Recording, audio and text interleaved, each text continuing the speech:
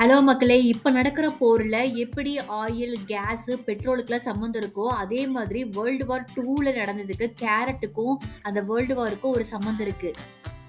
நம்புற மாதிரியாங்க இருக்குது. ஆரம்பத்துல நானும் தான் நம்பல. நம்பினாதான் சோறு போடுன்னு என் தாத்தா சொன்னாரு. அதுல இருந்து நம்பிட்டேன். நீங்க சாப்பிடுறீங்களா இல்ல? உண்மைதான் நம்புறேன். உலகம் தெரிஞ்ச புள்ள வாங்க.